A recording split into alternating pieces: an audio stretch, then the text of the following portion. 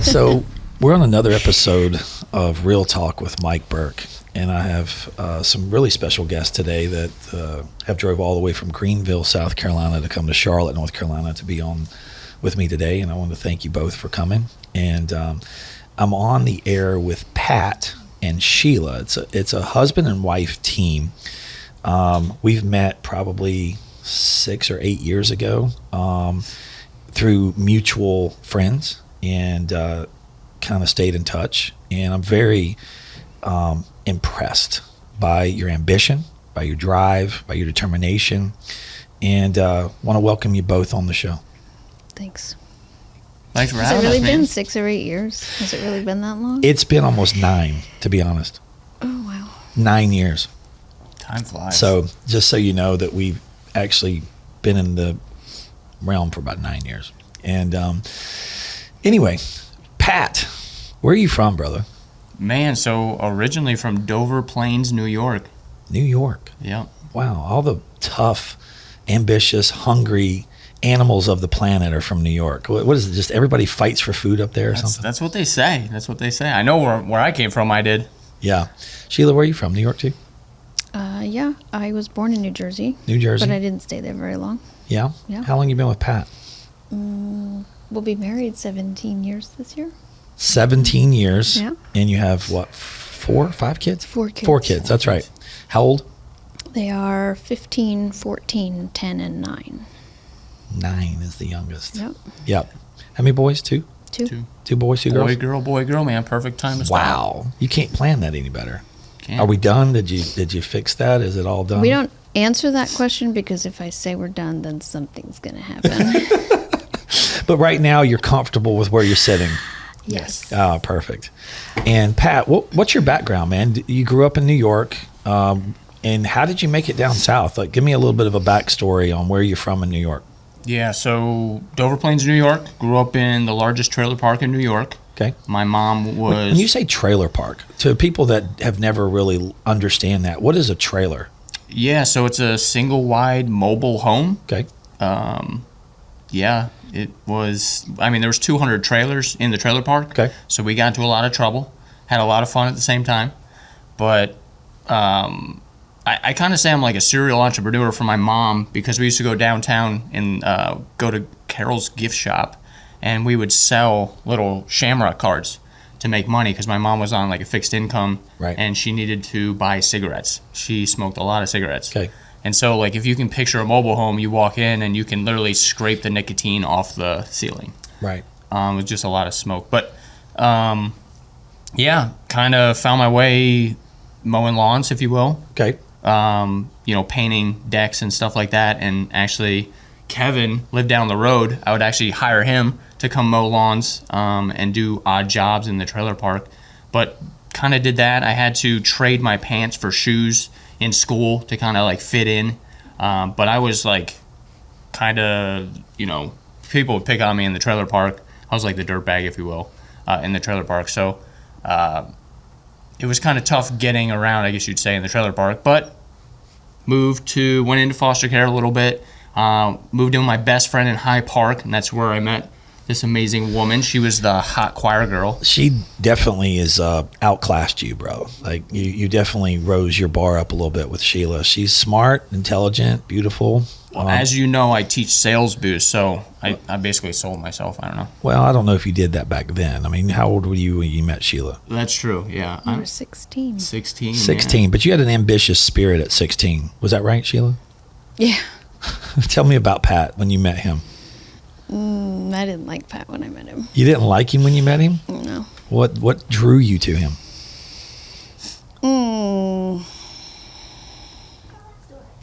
Tell that story? Yeah, what drew you to him? Like, I mean, what actually drew you to him? There had to be some kind of universe that brought you to him. There was a spirit. What, you wanted to help him. Were we supposed to cry on this one? You can if you want. You don't have to. we can talk about anything you want, but I just wanted to kind of get a backstory of your relationship. So when we talk about the success that you guys have gotten in your business, people can listen to the backstory of how you met Pat and probably helped change his life.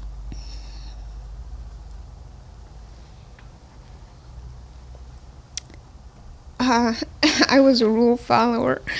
Pat was not. You were the good girl. He was the bad boy. But I think what drew me to Pat was that he treated me like a person. Okay. Would you like to elaborate a little bit on that? Like, how did he treat you better than anyone else? Like a person? You were the rule follower, and he was kind of the guy that just woke up in the morning and put his finger in the air and said, I'm going to go left, right, up, down, wherever the wind's blowing that day. Well, this didn't take long, did it? Well, now that you've gotten that out of the way, we can talk the whole time. So it's always good to just get that out of the way. I know you love him and you care for him, and you guys have struggled and worked very hard. And everybody would like to hear your side of the story of how you helped Pat get to where he's at today.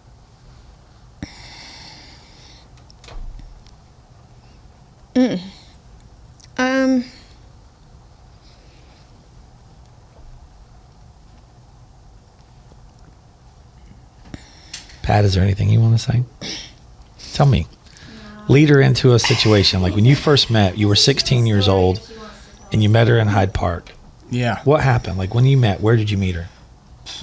So it was, I followed her to college, Well, right? that's not when you met me. Yeah. You met Yeah. me at 16. I Yeah, you was met- 17. I was doing the Oh, directory, the pictorial directory. Oh my goodness, you he should have saw me- seen me do my hair. I would cut my hair straight forward. I was like the geekiest kid, and I was living with my best friend, and I definitely didn't fit in. I remember she was like, is that kid supposed to be in the picture? Like, I didn't fit in. I was tall, skinny. Well, you were being a goofball too, and like popping Oh. in and acting like you didn't really belong there. And were you sure if you This were was at supposed church? to be in the picture? Yeah. Yeah, so it was a weird situation because, like, was I supposed to be in the family directory? Like, I'm like just this kid, right? Right. And so I was trying to find You my were the way oddball. too. You were the oddball in, trying to be funny, Yeah. jumping in and out. Yeah. Got it. And so she was taking the picture. was taking She's the picture. serious. You know, Yeah. I mean, Yeah. she's got the eye, right? she's over there like, what is this kid doing? Like, either get in the picture or get out of the picture. Exactly. Right. Got it. That was it. And you got her attention though. I I guess guess I you must have got her attention. She felt sorry for you. Yeah, that's probably what it I was. really think she probably felt sorry for you. He broke every rule there was on purpose just to be funny. You broke every rule to be funny. He was in DDP, throwing the drafting tools into the ceiling, and I was one of the people trying to use the drafting tools, so I didn't want them damaged. We weren't in the same class, but I mean that's just the polar opposite Polar way opposites. that we approach life. And I guess he saw me in the choir the first time they came to church, but that was before I took his picture, and I didn't know anything about him. But he decided then that he was going to marry me, and I guess he was right. That's But cool. people told him for a long time that that was never going to happen. He was never going to be able to date me, and he followed me around for like 3 years. 3 years. It wasn't quite creepy. A little creepy. He went to, I remember someone in the youth group warned me that Pat liked me and just wanted to let you know, because it was, So you met at the he church. was the unchurched kid that everybody thought needed all the help and direction, and I was the rule follower, and I was very involved in church. And I guess we were an unlikely pair. That's okay. Opposites attract, you know. And then we went to Bob Jones. Yep. He came because I was going. You went to Bob Jones too? I don't know how they let me in, but At Bob Jones, they take you if you have a pulse. If you have a pulse and a bank account. yeah. And I did go to the SAS, so I was in the School of Applied Applied Studies Studies. for auto diesel. So I was going to Okay. be a diesel mechanic. Oh, there you go. That's a good profession. So you guys followed each other from church to college and then kind of started to date. Did you get mom's blessing, dad's blessing, Pat? Or did you just basically start dating without telling anyone? I don't. Did we ever actually officially date? Did you ever ask me to be your girlfriend? I don't No, think it just so. it just happened. I remember we were driving somewhere in Clayton's car, and then we started holding hands. No, that was it. after, because Oh, was that after? before that, I wasn't. There was that youth event, and I was there, so some of the other kids weren't allowed to be there.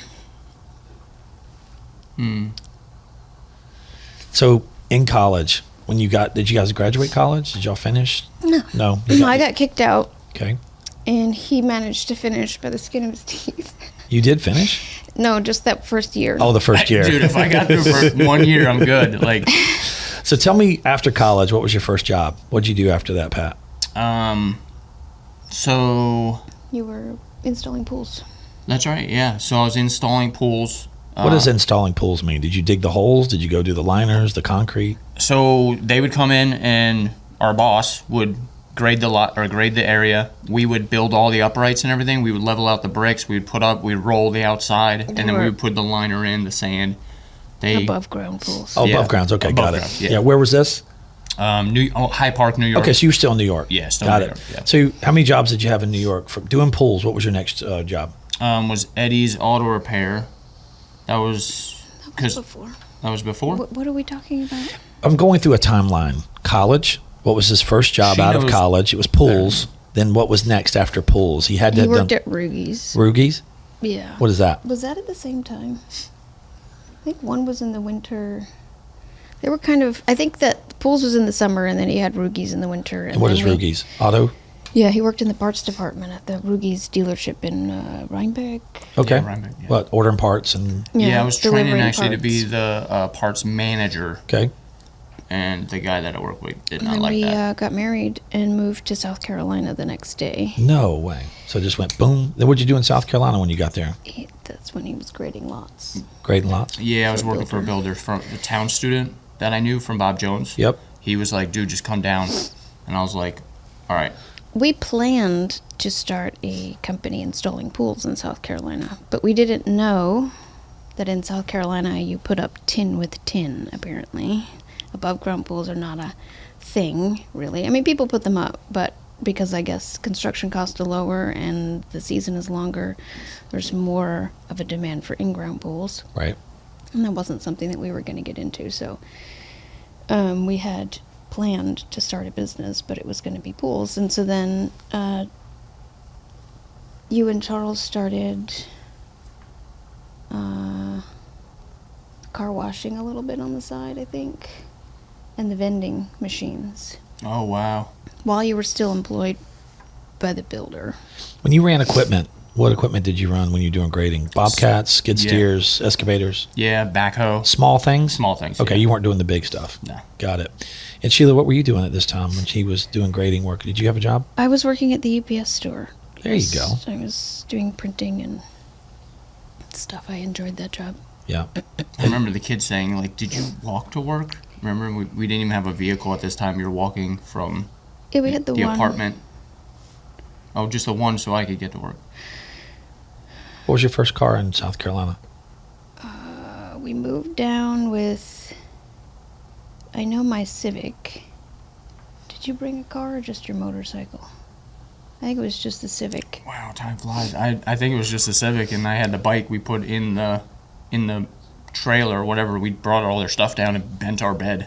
We had to sleep on a bent bed for like a little while. So all of this led into, when did power washing become the thing? Like, you opened up a very unique business, and the name of your company is what?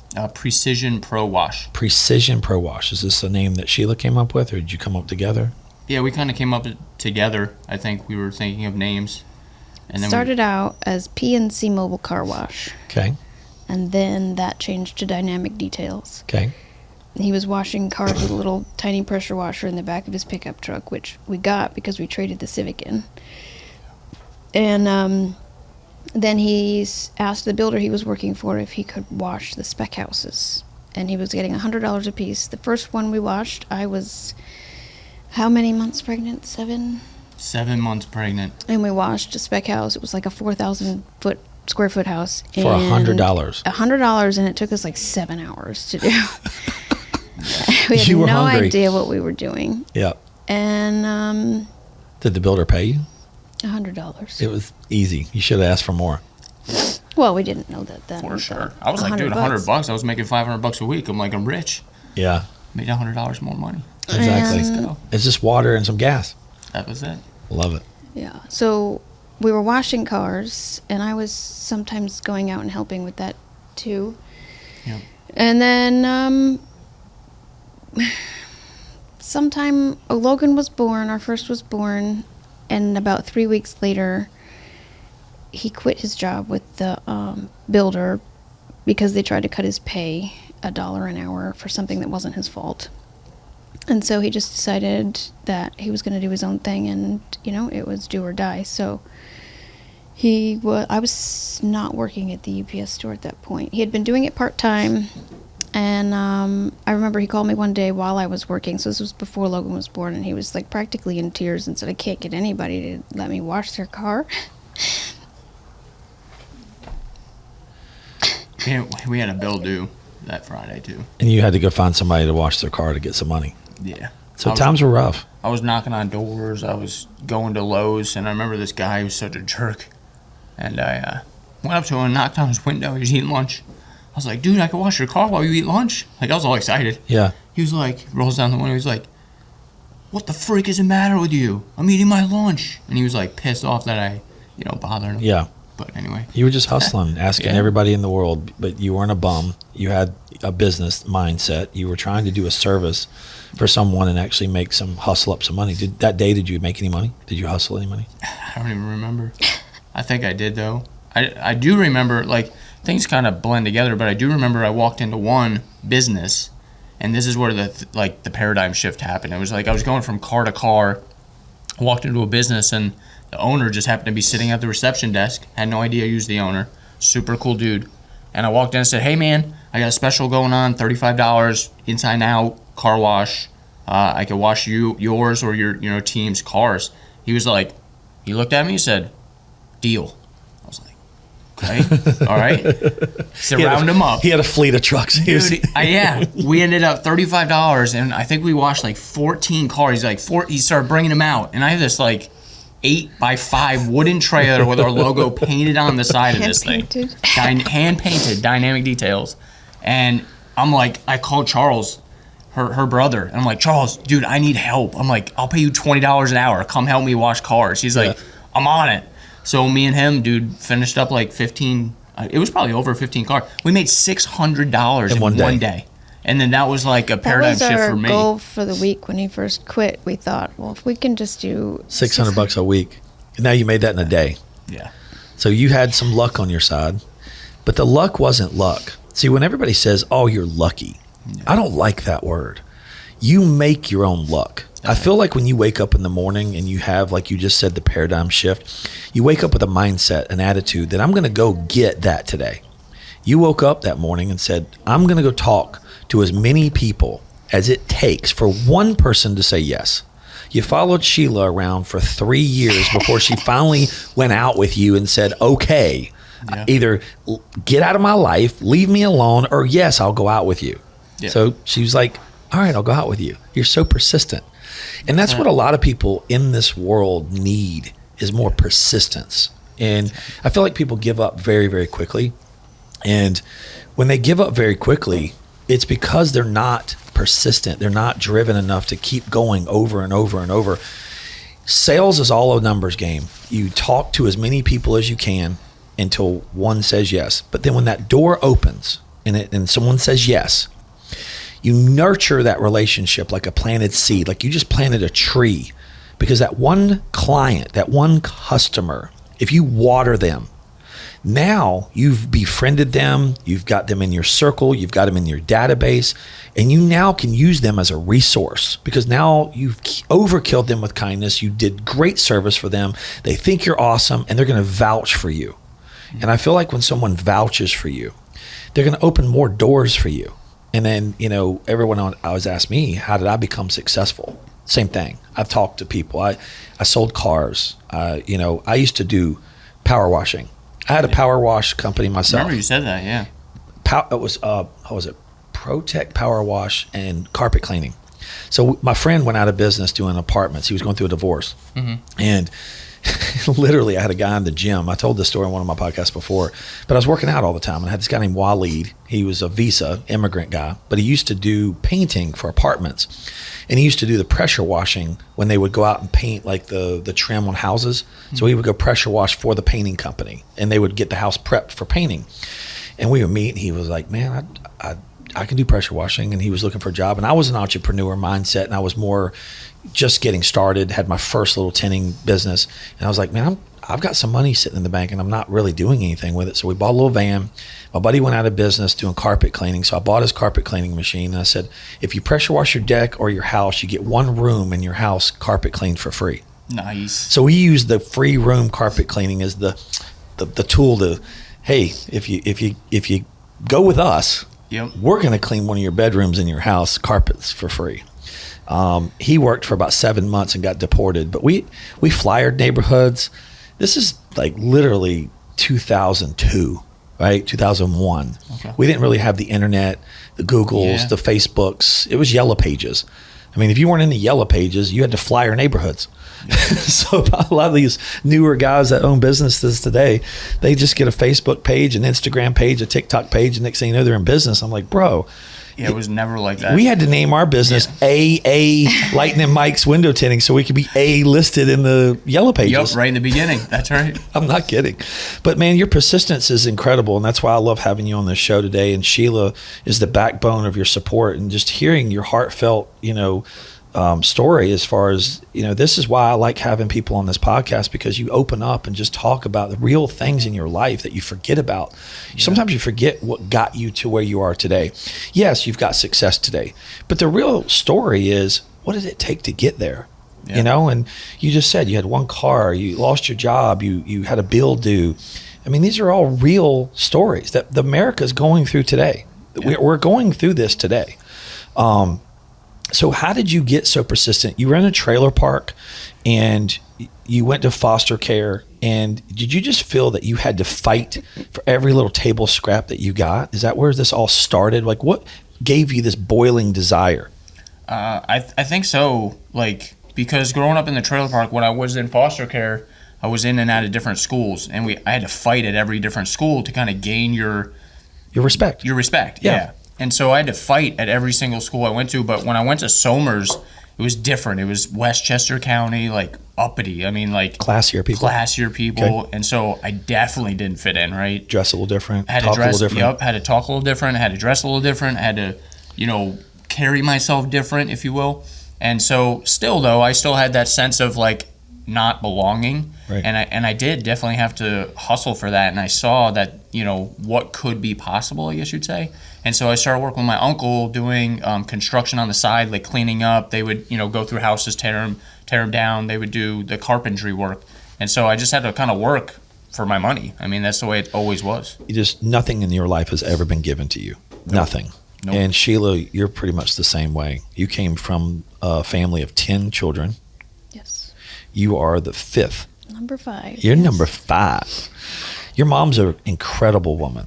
I hear stories of your mom, and I mean, it's incredible how she managed 10 kids.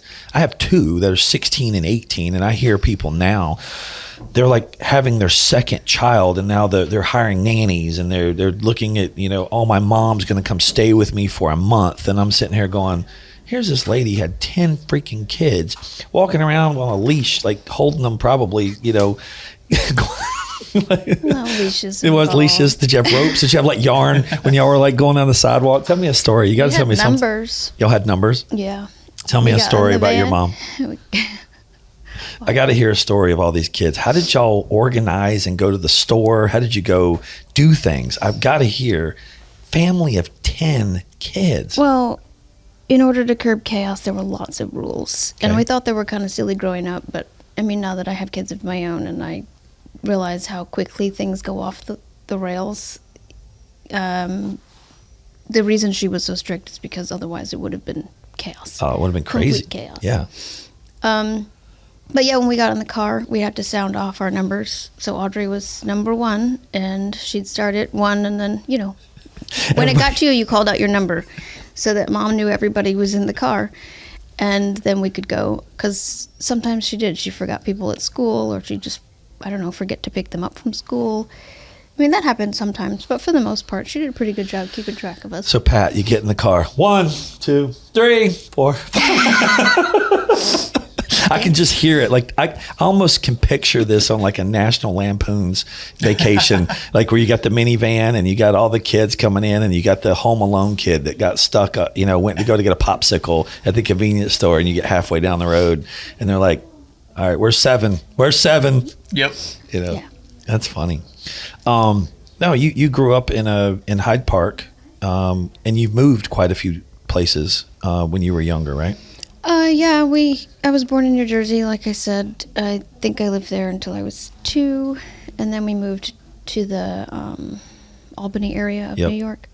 And we bounced around there and eventually moved down to Hyde Park because we were closer to the city, because Dad was working in New York City and commuting from Albany. So that's Right. a 4-hour one-way commute. That's crazy. And for a while he did that every day. And then for a while he was staying in the city during the week and only coming home on the weekends. So they moved closer to the city, so we only had a 2-hour commute. Right. And then, we lived in Hyde Park, and I was the first of my siblings to take early dismissal from high school so that I could go to work. And I felt a little bit like I let someone down. I hated school. I hated to be in school. I did well in school, but I didn't like being there. And I took early dismissal and I went to work and I bought a car. My first car was only $175. But Your first car was 100. What was it? Like was a Pacer? It was a Ford Escort. There you go. That's my first car. Was it? I had an 81 Escort station wagon, sky blue, 4-speed, no AC. I saved up my very first, I think I was cutting grass in the neighborhood, and I saved up enough money for a Sanyo auto reverse cassette deck. All I wanted, because it had the little AM turn dial radio, and I was like, all I want, I think I was 16, I was like, all I want is a cassette deck. I just want to play my music in my car. And then when I got the cassette deck and I got it put in, the speakers were dry rotted. Oh, no. And it was, I was trying to play music and I was like, are you kidding me? So then I went to Pet Boys and I had to buy, I think they were Sanyo speakers, and I cut a hole in the door so I could wire them up in the door. Yes. And then I turned around and I got a Fisher, one of the old Fisher speakers that had like a sub in it. It was a wooden one, the old like house. I think I remember the The old Fisher. house speakers. Yep. We're talking about house speakers here, not car speakers. Yep. And it was a station wagon, so I'd open the trunk and I like placed it right in the middle of the back of the trunk. And everybody thought I was cool. They were like, bro, you got bass. And it was ghetto. It was so ghetto. I was broke, man. My first job was I did what you did. I cut grass, I cleaned gutters, I picked weeds. Any hobby my mom could find. She went to church, and then we had friends in the neighborhood, and she would call all of her little church buddies and be like, "Hey, Michael's looking for some odd work. Is there anything around the house you need done? Do you need your car washed?" And I think that's what kids have to do to hustle up money. It's like cut grass, clean gutters, pressure wash a deck, clean cars, Yep. just odd jobs around people's homes and their cars that you just $20 here, $40 there. Yep. I feel today, I don't know if this is accurate or not, I'll get your opinion on this, but do you think the generation that we have today even thinks that way? Ooh. No, they want to make their money on YouTube. YouTube. Yep. Everybody wants to play video games, do TikToks, and make money on YouTube. Yep. So where's the workforce at today? Where are we getting the labor? Where are we going to get people to do jobs now? This is why the home services Robots. are booming right now.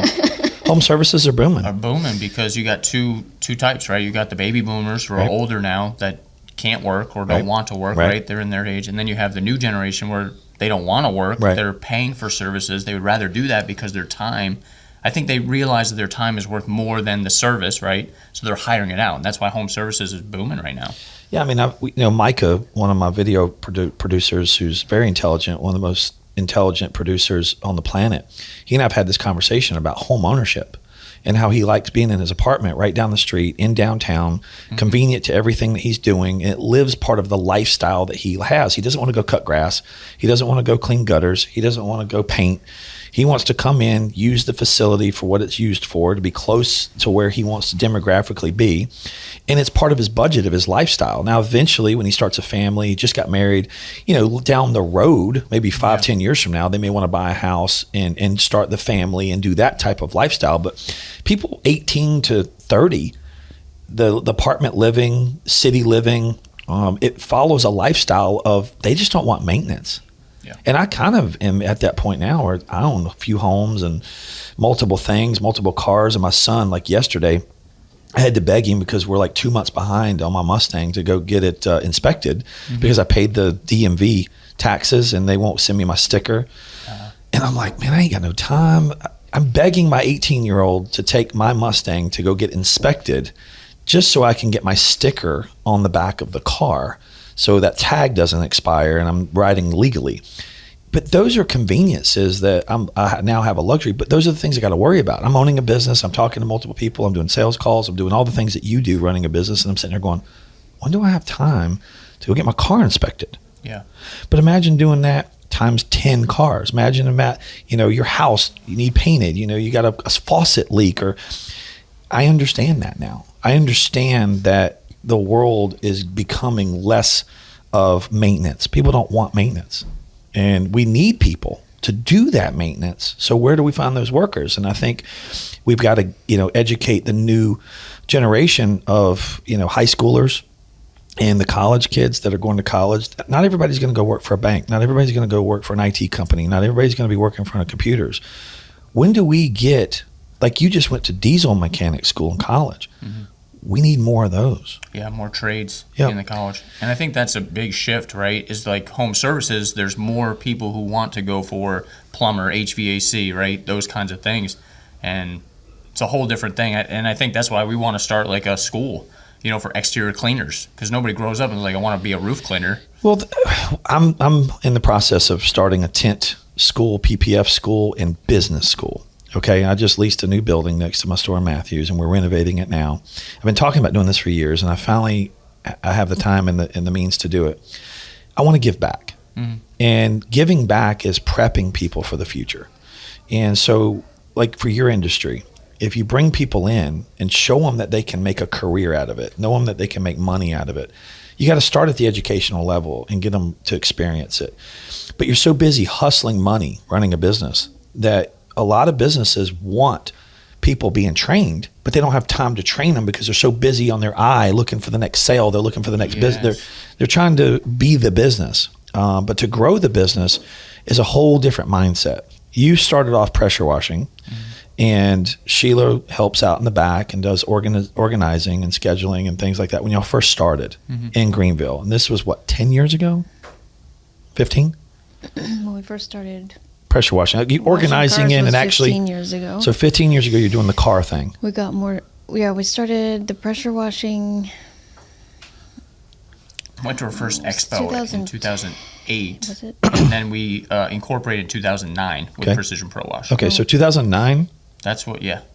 We actually incorporated in 2013 when we started the Charlotte branch, but we changed the name in 2009. She's the dates person. Okay, so 2013, you're official. You're on paper. You've changed the name. You're legally Precision Pro Wash. Yes. Okay, 2013 is like when you organized and actually became like this an is LLC. We were running as Precision Pro Wash, but we were a DBA in 2009. Right, so you had liability personally. Yeah. And now the company now can hold the liability when you're doing jobs. Yes. So that's a legal way of just basically saying I'm reducing the liability personally. You can own a business on your own personal name. A lot of people don't know that. You can go to the bank, become a DBA. I'm Mike Burke, DBA Sunstoppers. Right.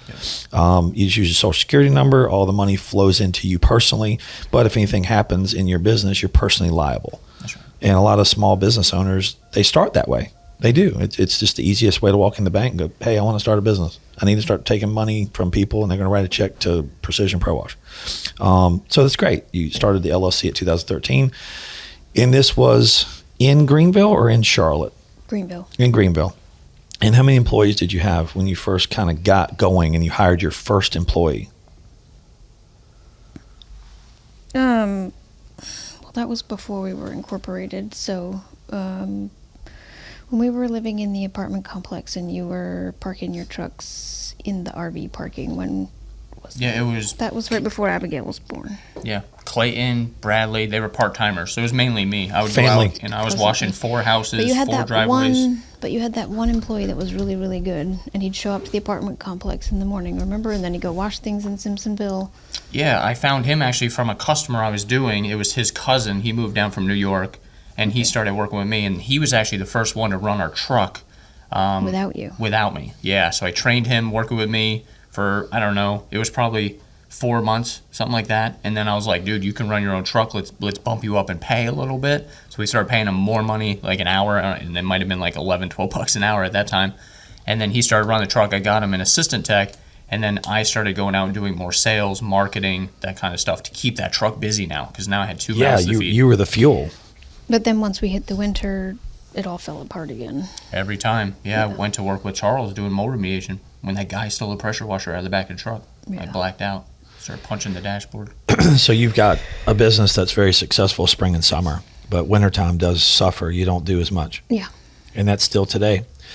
You still probably have similar trends, right? The winter is still a little bit tough. Yeah, the trends are similar, but it's not nearly as... Yeah. You're more bad. established. You're bigger. You're doing bigger projects. You're doing commercial stuff now. Yeah. So, yeah. So your business went from 2013, say in 2 years, how much did you grow in 2 years? From 2013. Yeah, 15, like 2 or 3 years. Like when did you see a growth spurt, like a little spurt? Like when did you It was see after we landed the Marriott, our first big commercial job. Yeah, and we've been arguing about what year that was because... I think it's 2012. Okay.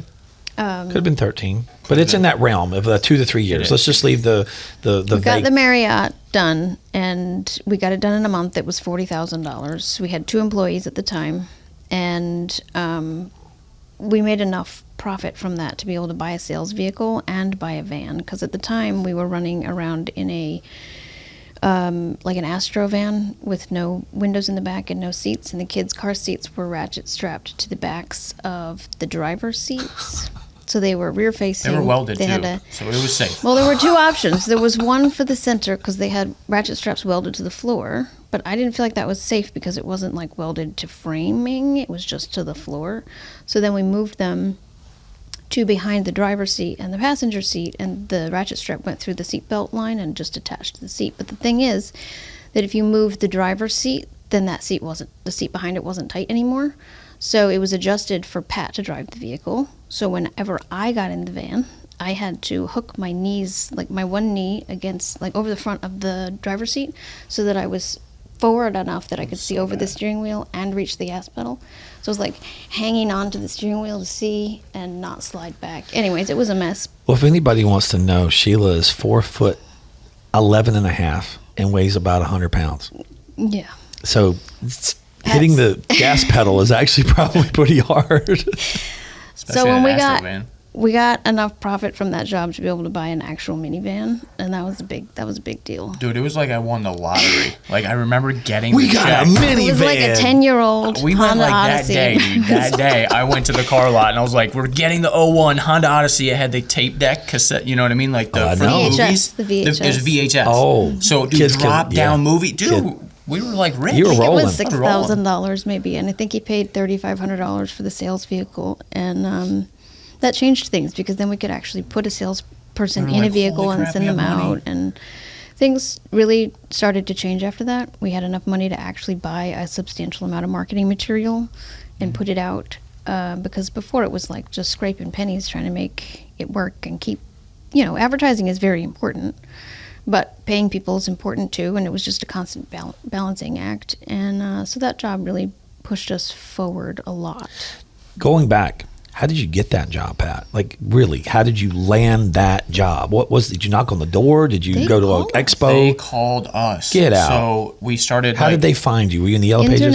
The internet. Pat spent hours and hours and hours every day, night. every night, just posting organically because I didn't have money to do any of that stuff. Spend. Like we spent a lot of money on yellow pages, but that was a nightmare because we spent $8,000. And anyway, that's a whole nother story. But I started every night. I started going online. I'm like, how can I get my website to rank organically? So I was doing all the free stuff, anything free I could do it. Right. Dude, we got the call, the Marriott, scared to death. And I'm like, how old was I? 26, 25. I don't know. Somewhere I in don't there, do right? math. So now I meet with the, it was the maintenance engineer. Okay. So not just like the maintenance guy, maintenance engineer. And so he's the one who like was there from the start of the Marriott's 12 stories. Like I'm looking at this thing, I'm like, holy crap. Everybody told me I couldn't do it. You can't clean a 12-story Marriott with a 12-volt SureFlow pump. You can't soft wash that building. I'm like, hell or high water, we're going to do it. My business coach told me I couldn't do it. Let's get another person, another in-network company to come and they'll repel And whatever. you said, hell no. I said, I'm not giving anybody my money. I said, I'm going to the meeting. I'm going to see how far this can go, right? So I gave them all my material. Like, we had some nice, back then, you know what I mean? I say nice. They weren't, like, Yeah. designed like Yeah. they are now. Yeah. But it was pretty decent, right? Talked about soft washing. It was different. It was new. And they were intrigued about the soft washing. They didn't want to pressure wash it because they stucco, EFIS, sandstone. When you say So- soft wash, what does that mean? So it's using a 12-volt SureFlow pump, anything less than it's a basically low pressure. 300 PSI. It's just low pressure. That's Low all it pressure is. soft wash. It's Yeah. a chemical cleaning, not a pressure. It's chemical cleaning. Correct. Yeah. And so Basically bleach. Yeah. Sodium. We don't say bleach, but sodium hypochlorite. But sodium hypochlorite. It's a mixture of cleaning materials. Surfactant. Yes. Yeah. And there's a whole science in that. But so I get to the table and they're like, okay, we're setting up a meeting. The owners, the investors, like other regional managers come in. I'm sitting at a table by myself. I printed out a map of the hotel and I highlighted, obviously with Sheilagh's help, right? Because she's a C, I'm an IS. But anyway, so she's calculated. So I drew out on the map of like what I was going to do when. I took 250 pictures of like the EFIS, the sandstone, the different surfaces, and how we were going to tackle it because I knew they wanted to know, right? They were going to put me to the test. So I sit down, but at the end of the table, there's 14 other people, and they're like, all right, how are you going to clean it? Just like that. And I'm like, oh, shit. I'm like, all right, this is it, right? Make it or break it. Game on, baby. Game on. I said, well, what we're going to do is, I called out 2 crane companies. They had to hire the largest crane out of Columbia, South Carolina. They brought a crane in to assemble this crane to clean it. So there was only 3 points to the Marriott that we could actually put the crane, that could support a crane, to put the boom 250 feet over to get the whole building.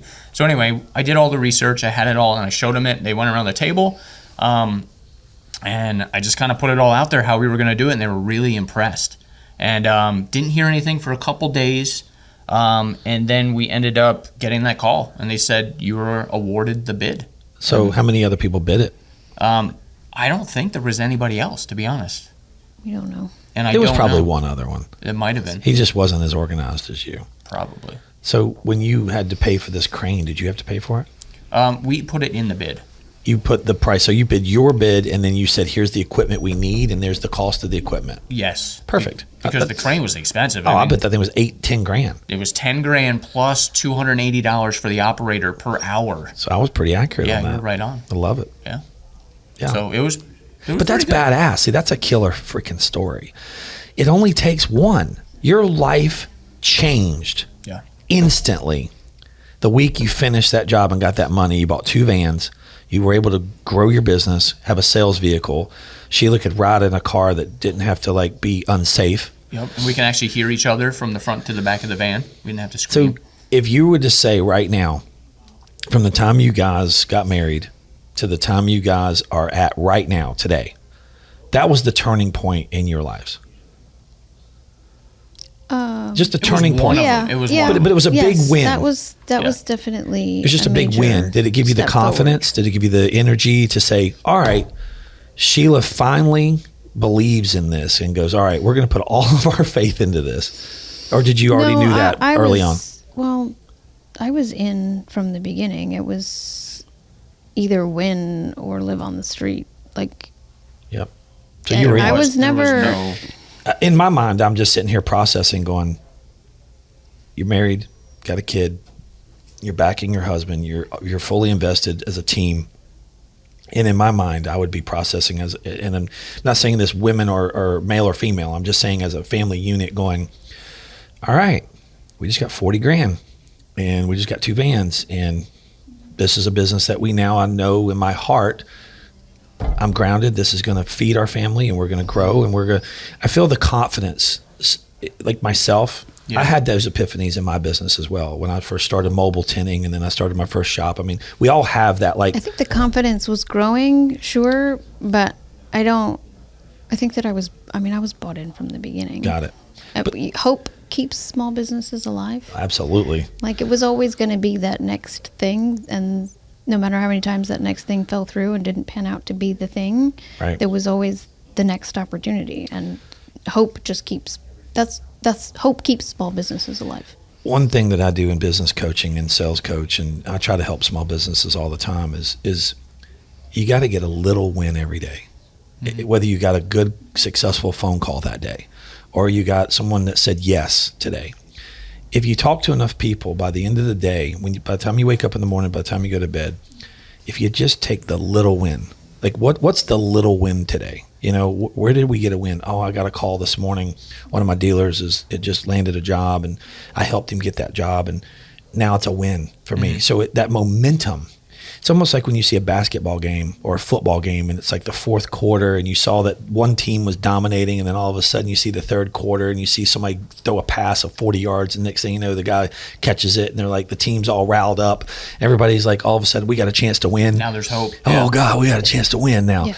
That's business. Yeah. Every day, the struggle of an individual business owner is basically fourth quarter every day. Is it not? I mean, do you not feel like you're sometimes every day is fourth quarter, and the ball's in your hand, and you're just trying to get that pass down to someone to catch sure. it? Looking for that next thing that's going to convince you to keep at it. But now, let's fast forward from 2013 to 22, 23. You have how many vans on the road now? Like trucks? Well, they're called trucks, right? You have trucks with trailers. Is that what it is? So we have trucks, truck mounted skids, and then we have sales vehicles. Okay. So 2015 To now. So we went. Well, there's a little bit of a. It went. So. Yeah. We had the Charlotte branch from, I think, 13 to 15. When we shut down the Charlotte branch because it was not doing well, we brought all those resources back to Greenville, and Greenville exploded. Yeah. All of our time was there, and all of our resources were there, and we had the trucks. So when we had more work to sell, we just put more trucks on the road. Yeah. And we were I think winning at the time we too. had 6. Do we have 6 work trucks? I think we have 5 now. Yeah, we were up to 5 to. Yeah, we would fluctuate from 5 to 6, but 2015 was a really hard year. Both of our moms died. My grandmother died that year. Yeah. And we expected to do better that year than we did. And we were at like 950,000. Yeah, we wanted to break $1 million that year. We were like set on breaking $1 million. But we kind of like gave up at the end of the year. How many salespeople did you have at that time? 2? I think we had 3 or 4. We probably had 3 for most of the year, and we had 4 for part of. And how many installers? You have lead tech. 2 and then per truck. 2 per truck. When we were running 5 trucks, that would 10. be 10. Yeah, 8 to 10. How many employees you have now? Right now we have, I don't know, 9. At the corporate location, we have 9. Yeah. How many other stores do you have? You just have the Greenville store, or do you have other stores? We own the Greenville one. The other ones are all licensed locations. Yeah. Right. So we have 9 locations in 8 different states now. So 50-something employees. What gave you the mindset to start licensing? When owning our second branch proved to be much harder than. Yeah, so I wanted to empower people, and Kevin was one of them. So Kevin from the New York branch is my best friend from the trailer park, and he came down to work for me for 2 months, and he really liked it. And I was like, man, I want to do something, but I didn't want to have managers at the branches, right? I learned a lot from the Charlotte branch, but I didn't want managers. I want to empower an entrepreneur to go out and set themselves up. So who did I call? You. You called me? I called you. No, you didn't. Yeah. You said, Mike, how do you do this? Many phone calls, yeah. And then I saw you were doing it, with Sunstoppers. And I was like, man, I need to know what you're doing, right? And I try to connect with people, too, to level up. Because you don't know what you don't know as an entrepreneur. And so we had many conversations, right? You helped me. You pointed me in the right direction. I even gave you the license agreement. You even gave me the licensing agreement. Yep. I did. I kind of fast-forwarded you up. You did. Yep. And honestly, it's your drive and ambition, determination. And I did that because you inspire me. I don't get around that many people that have what I call that click. I'm a very ambitious person. I'm very driven. I'm very, a lot of people don't understand me. And the thing is, to be misunderstood is a great thing. I think it's a talent. I don't want everybody to understand me because my brain is always going in 30 million different directions, and I have no idea every day which direction I'm going in. And I love that about myself. But if you know me and I'm predictable and I'm sitting in a box, then I can't help and grow other people. So when I get around a fuel source like you're ambitious, you're driven, you came from a really crazy upbringing. It's just I've found like a like-minded brother. Yeah. Does that make sense? Yeah. Well, we clicked right from the beginning. I mean, we were like brothers from a different mother right from the beginning. Yeah, it's just energy. Yeah. And I always tell people in business, you need smart people. And I consider myself very smart. But I'm smart in the world that I live in. But I know what I'm not smart at. And I can research, I can study, I can go do those things. But I'm so talented in so many other different directions, then why do I want to go do the things that I'm not as talented at? Yeah. And that took me years and years and years to figure out because I never knew how to ask for help. I was like, I can do it. I'll do it. Yep. So you asking me for help, I feel important. I feel empowered. I'm like, hell yeah, I'll help you, no problem. Yeah. And so it's an energy. And I think what happens with other entrepreneurs is we need to be around other entrepreneurs. We feed off of each other. Whether it could be, you could be, selling XYZ, selling this product.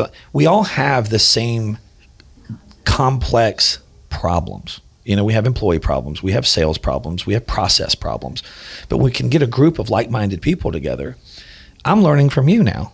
You've actually given me some insight on some things that you're doing. You're doing some seminars and sales boosts and some, getting people together, and you're going in a direction that I'm like, I've been wanting to go in that direction for a while too. Yep. And I've seen you go do it, and I'm like, hell yeah. I'm a fan. So what happens is that you came to me, I gave you some seeds, gave you some things, and you took those and ran with them. And now I'm sitting here going, shit, look at this dude. Love it. It's like, it's just cool. And you're helping inspire me now. I'm like, damn, I'm being lazy. Shit, I didn't know that. That's awesome. No, you do. And that's the thing. I follow people and I see what they do. And I think what happens is I became a fan. So I tune in. You're a channel I like to tune into now. I'm sitting there going, I feel like sometimes you talk a little bit too much on Facebook, a little bit too much you. It's, but that's just me. I have a different way of approaching things. And, you're just golly gee happy all the time. So you want to help everybody and you want to just be, hey, I'm Pat, and what's up, man? And I'm kind of the same way, really. Yeah. And, but I'm older. I'm 50 now. But I'm a fan. And I think that's what other entrepreneurs need. We need more fans of other entrepreneurs. You've called me and you feel confident that you can call me about anything. Well, I feel confident I can call you about anything. But now I feel like I need to call Shielagh. Say, Shielagh, really, what the? Because realistically, a lot of what's going on behind the scenes, how much does Shielagh really help you? Like what does she do on a day in a day? Walk me through a day and a week of Shielagh right now, Pat. Just tell me what she does. So she does everything under the sun, right? So especially now, because I'm doing sales boosts and other things, she's running Precision right now. Sure. Walk me through a day. Tell me what she does. Tell me her job description. So I want you to, No. I was going to say, I get up and I say, I don't want to own this business anymore. She does, yes. That's the truth. The business owns you. I don't do that much. I mean, a lot of it runs by itself at this point. She's just not a fan of the employee aspect of it. But she does everything, though. If there's something I need help, I'm not computer savvy. She's like, please, Pat, don't start something new, right? She doesn't want another thing, right. Because she's the one who helps me execute. I'm the visionary. Right. She's the integrator, right? Right. And so we're helping with that because I have a team now. I have an executive assistant and a VA that helps out a lot behind the scenes to take a load off of her. But she still is she's super talented. So she has to do a lot of the things because she wants it done perfection. Do you do payroll? I do payroll, yeah. Do you organize the guys and give them the task of what they need to do for the day? On the trucks? Yep. Not anymore, no. I have an amazing dispatcher. Good. I don't do that anymore. I step in. I monitor. We have flock. So I can keep track and keep tabs on what's going on in the business. And I watch what's happening. And if I feel like I need to step in and say something, then I do. Sometimes I wait and I see if they're going to solve the problem on their own. And usually they do. And it kind of bites me in the butt, though, because I try to stay as uninvolved as I can, but then when I only step in a crisis, I just look like I'm only criticizing people. And I struggle with that as it is, just because I have an eye for detail, and sometimes, and I'm a CD.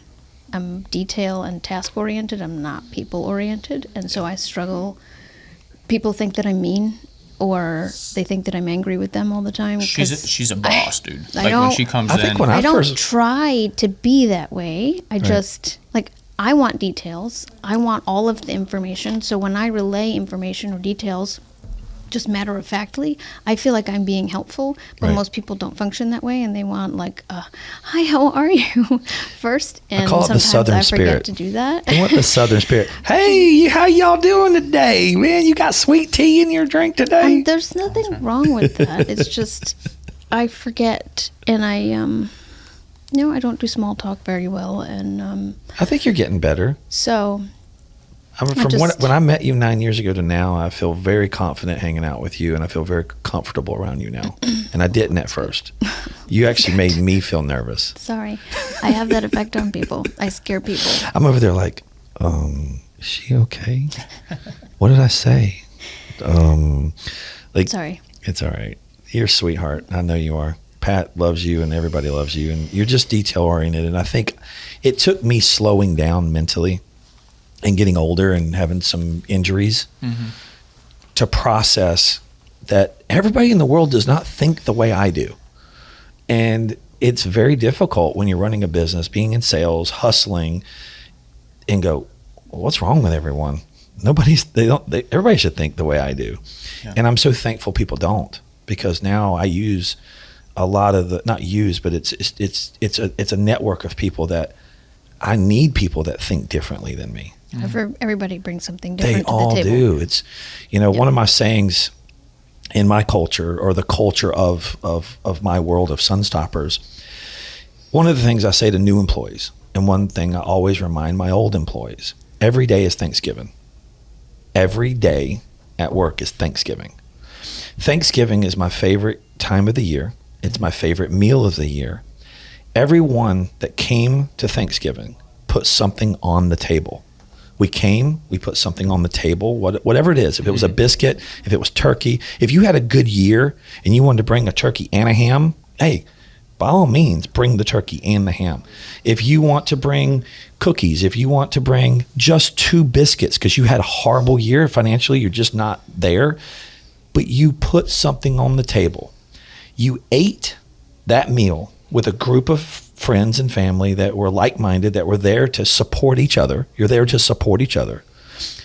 You left that meal mostly with food that you can take home with you as a to-go. There's usually some to-go food. No one really remembers who put what on the table. They just remember they left full. Yeah. I leave full. Every time I have Thanksgiving Day, I'm like, oh man, I'm full. But you know what happened? We had a group of people that collaborated and put their minds together to get in one area. We all joined together to eat together, but no one can remember really who brought what. Mm-hmm. You just know that you left full. So if you wake up with that mentality every single day, that all I got to do is just put something on the table. I will leave full. I will leave full. Yeah. And I think the mindset of the workforce today is, what's in it for me? What's in it for me? How do I make more money? How do I? Yeah. And the word I've never seen a quarterback throw the ball to himself. Never in football have I seen a guy just throw the ball and then run and go catch it. Without a blocker, without a receiver, without a team of people, without a coach, the team doesn't win. Yep. So I just realized that I was the player for years, and now I'm the coach. Yeah. And I'm the role of the coach. I can jump in and play a few downs, but don't ask me to play the game. Yeah. I'm retired. And I think mentally is where I've finally just acknowledged I'm a retired player. Yep. And I'm now a coach. And I think you're starting to evolve into that realm as well. Yeah. How old are you now? I'm 37. God, you're so young. Man, I thought you were older than that, actually. Oh, really? Just the way you carry yourself and the amount of success that you've gotten at such a young age. You're 37? Yeah. Wow, man, you have the world ahead of you. So what's next for you? You've got Sales Boost, you're doing seminars, you're doing coaching. How many licensees do you have? So we have 9. 9 licensees. We're going to add 3 more. What do you charge for a license? So it's $10,000 to buy in, and then it's $500 a month per truck, revenue producing truck. So basically 2 truck branch is what we talk about, and it's $1,000 a month. $1,000 a month for what? For 2 trucks? 2 trucks. Got it. And that's what we kind of teach. And what do they get for that? So what do you support them? What do you do for them? Yeah, so we do a bi-weekly call that we check in, but when we set up a new location, I come out there, I set up their location, we give them the branding, so they're buying into our brand basically. Right.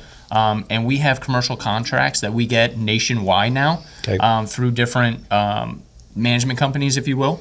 And so I built those relationships. So when we started the Kentucky branch, he bought in, right? But we handed him a $22,000 job. So it didn't cost him anything to join our network.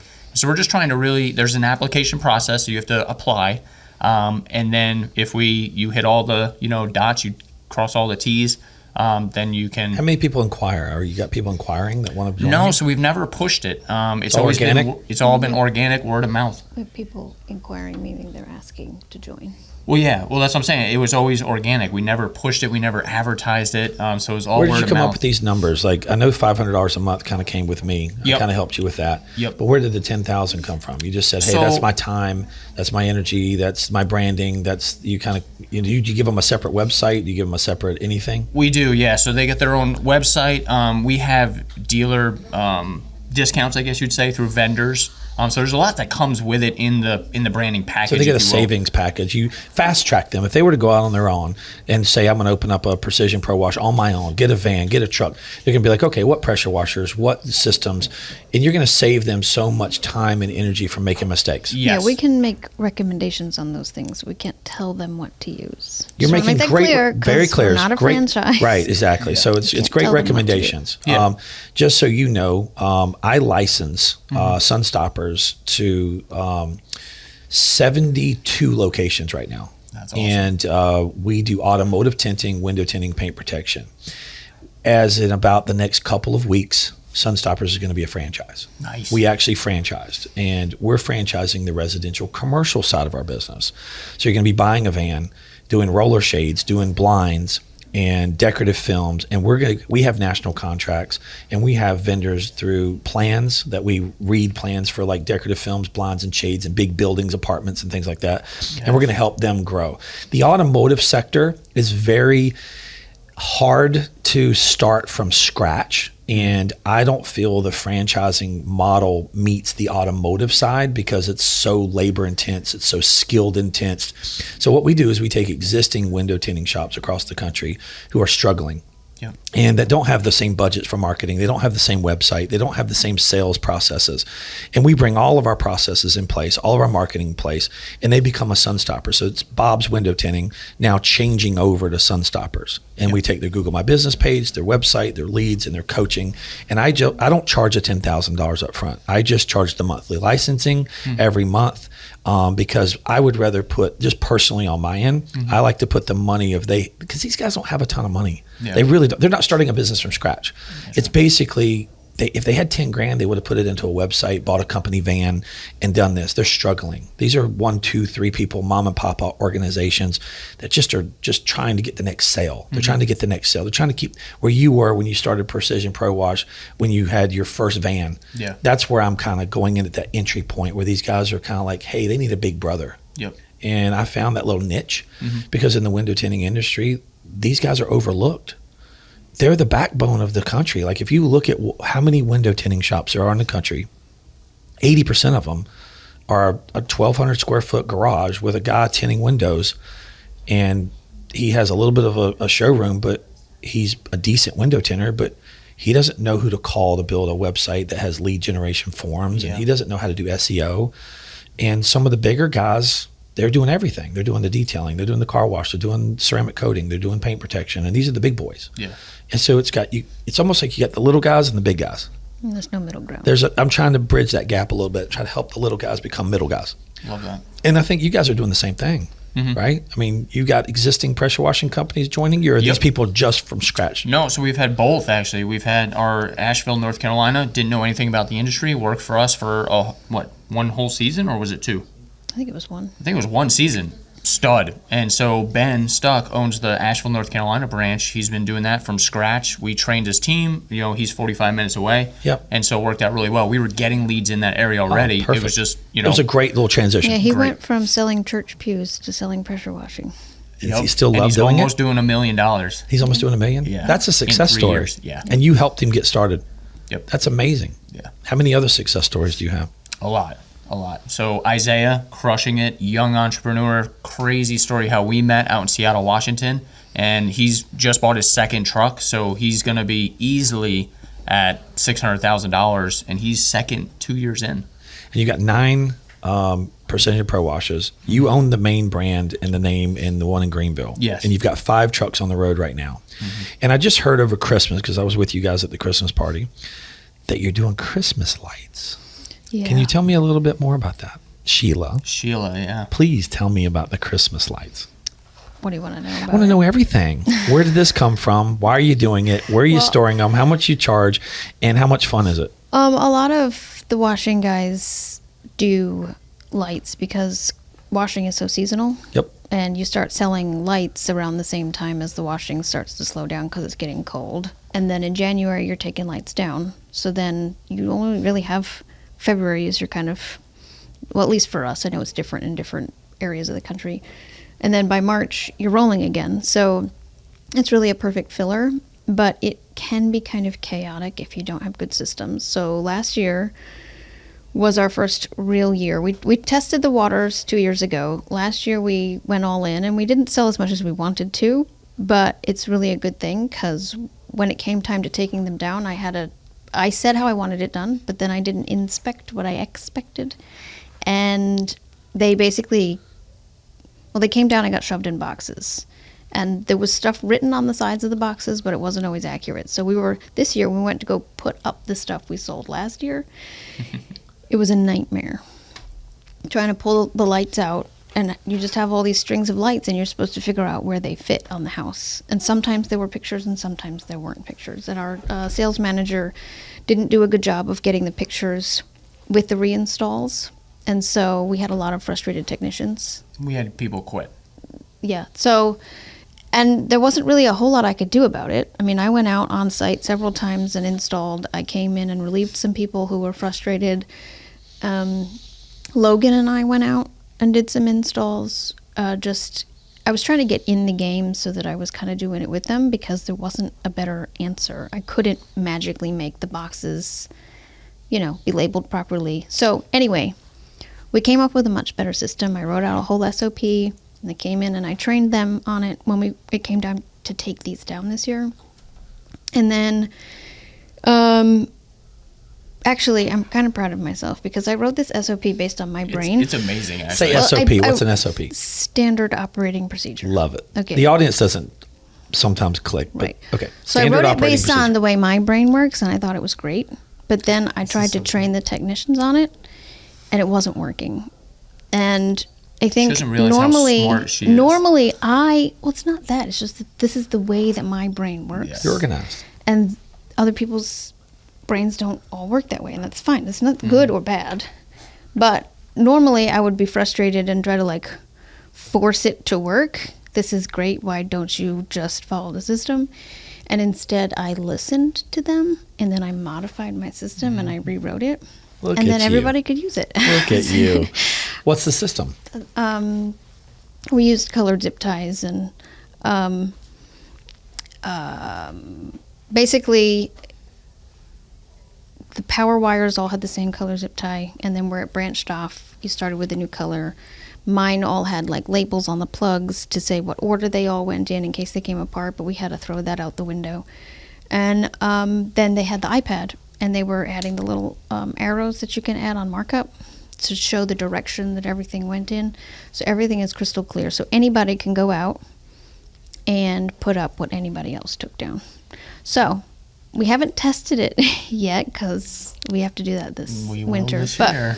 we'll see how it works. What's an average house cost? I mean, if I want to get my house, just a basic package, just the roof line, the gutter line, and maybe a couple of trees in the Probably yard. somewhere around $1,500. Okay, that's taking it. That's your lights. You go in and put them up, Yep. right? And then we store them. We come So back down. We store $1,500 them. bucks. I come home one day. It's like boom, there's lights on. You have Yes. them on a magical timer and things like Yes, that. we have them on a timer, and you can set how you want it to go. If you want to come on at dusk and go off in 4 hours, you can do that. If you want it to go all night, you can do that. When do you start this? November 1st. October.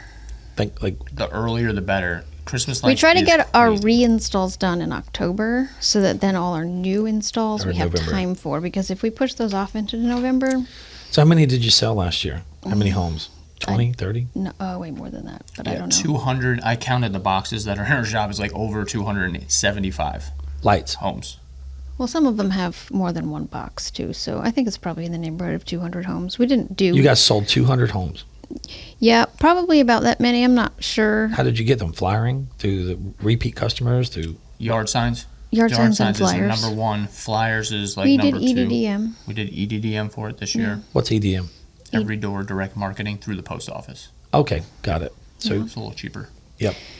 And so you just put in the front of a neighborhood Christmas lights and people call. Yeah, Yeah, I mean, we we're hang talking like Christmas 100 lights. calls a day. You were getting 100 calls a day. Dude, Christmas lights is nuts. it gets really overwhelming, but a lot of them Yeah. are not expecting $1,500 the bucks. cost. Yeah, they would like So think $500. We have to and weed them out Less at the than beginning. that, yeah. you got some who like $300. I want to get my lights done. No, Yeah, no. Because again, we're a full service lighting company, so that's design, installation, maintenance throughout the whole season, and then it's takedown and storage all included. So, yeah. Yeah, if they have a Active light stuff. bulb go out, we come back and we fix it. But we so love it. I mean, are our you guys doing, are you love doing it. LEDs? Yeah. Okay, so light bulbs go out. It doesn't turn the whole strand off. It's just no, one light, it's just right? one light. Yeah, but, that's great. Got to get up on a So ladder. how did you find the lights to buy? Did you find like some big Amazon warehouse? Or No, Pat has a network of people who, you just found he some has lights. his and, washing So- network, who then branched off and started doing lights, and they have There's a done whole it for so years. somebody ahead else of kind of us. got you into this. They've been Yeah. doing it for years, and they've been wanting me to do it for years. And there's an organization called Clippa, and I'm actually going to be speaking at the Clippa Con coming up in Vegas next week. But my friend JC and a bunch of other guys were like, dude, you need to do Christmas lights, because washing started dying 3 years ago in November. Like, we used to stay busy in South Carolina all the way up until December 20th was my birthday. We'd do the Christmas party. And then washing started dying with, COVID and all that fun stuff. And so we pivoted, and I was like, all right, we're just going to do it. And then we launched it. I wrapped a trailer, my enclosed trailer. Me and Logan and Shielagh were like, we're just going to beta test it. And we ended up doing like, $25,000 in 3 weeks. What'd you do in sales last year in Christmas lights? 250. I should know the answer to that question, but it's somewhere around there. I'm Yeah, I sorry think that Pat, you don't. told me around Christmas like over 200, 250 Yep. grand, somewhere Yeah. in there, right? Somewhere in there. And then you had to buy the lights, Yep. and then you had to pay the staff, Yep. and then you had to service them. You had to go sell them. Take them down. You had to pay salespeople. This And is what that's a whole thing, because the margins are so different than washing, and so I think there was some disappointment on our sales team that they weren't going to get the same commission, and but everything is different. It's like a whole other business, and so it was a yeah, learning the curve. Pressure washing has limited cost. Like you have water, soaps, gas. It's probably 15% of the ticket. You got Not even.